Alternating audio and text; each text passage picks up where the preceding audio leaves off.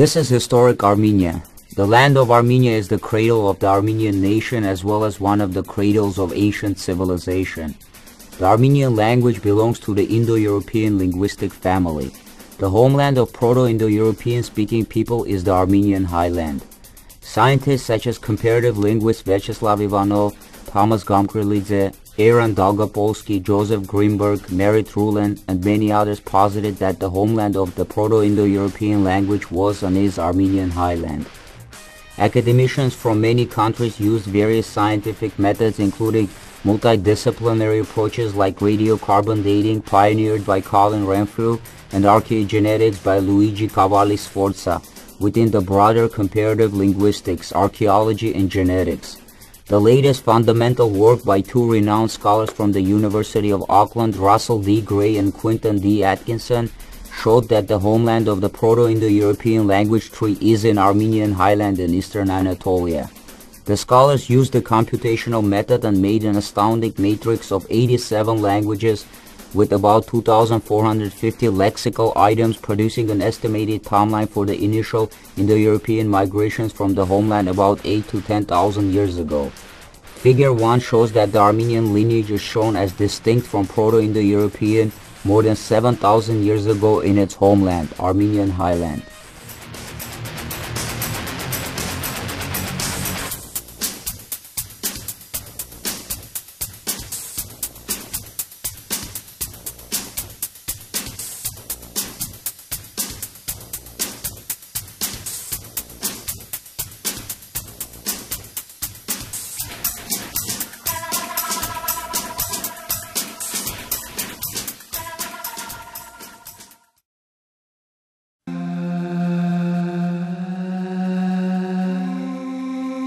For many decades, the Turkish propaganda has been falsifying Armenian history, just like the pan-Turkist ideologue and former Turkish Secret Service agent Esat Uras wrote in his book, The Armenians in History and the Armenian Question.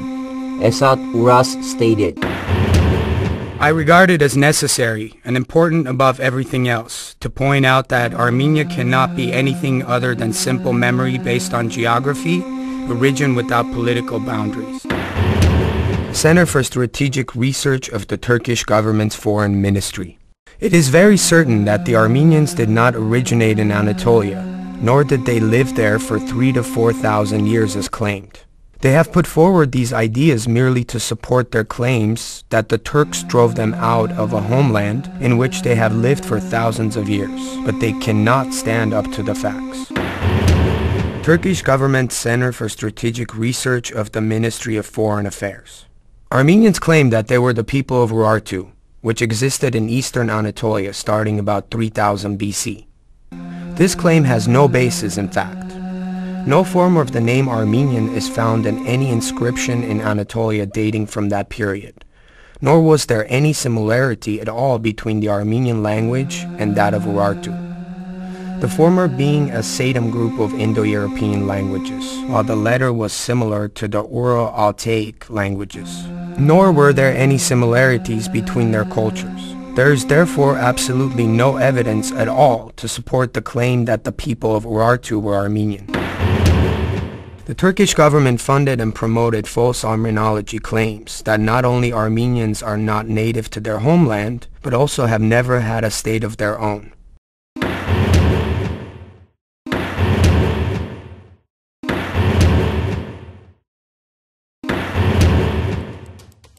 The most shocking thing is that the Armenian studies chairs of the universities in the United States have also become the vehicles for promoting the Turkish version of Armenian history. Today, the more than 1 million Armenian Americans who are caught up in their everyday work cannot even imagine that the Armenian studies chairs in the US are busy in decomposing the Armenian national identity and promoting the false Armenological school which corrupts and distorts Armenian history and culture parallel to the Turkish design. Here are some of the prominent representatives of the false Armenological school in the universities of the United States. Nina Garsoyan, Ronald Suni, Robert Thompson, Richard Hovanesian, James Russell, Peter Cowie, Alina Ayvazyan, Simon Payaslan. Throughout many decades, this false Armenological school pursued the following goals. First, they proclaimed that the Armenian people are newcomers and colonists in historical Armenia. They proclaimed that the ancestors of Armenians arrived in Armenian highland in the 6th century BC and destroyed the Urartians.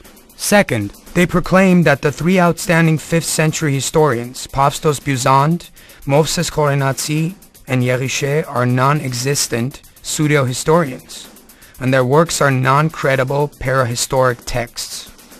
Third, they proclaimed that the present Armenian people are a product of intermingling of different ethnic groups. Fourth, they proclaimed that the territory of Karabakh, Artsakh, historically belongs to Azerbaijan, since the Turkic Azeris are the direct descendants of the Caucasian Albanians. These kinds of claims of the representatives of the false Armenological school have found wide support in the Turkish and Anglo-American political establishment because the United States and its ally Turkey continue to pursue their geopolitical and oil interests in the Caucasus.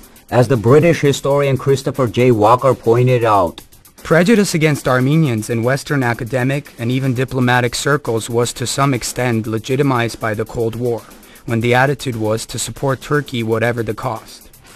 And despite the ending of the Cold War, a number of Western academics and ex-diplomats appear to remain quite unwilling to extend any understanding to the Armenian viewpoint, or to look seriously at its documentary basis.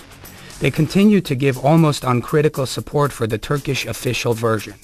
As a result, much of what poses to be serious writing in academic journals about modern Armenian history is party-pre, selective and unreliable. It is Cold War NATO history, which has an interest to cover up and which does not seek to discover or explain the situation as it really was. Christopher Walker, Armenia and Karabakh, The Struggle for Unity, London 1991, page 3. And now let us see how the representatives of the false Armenological school are pursuing the NATO policy in the United States.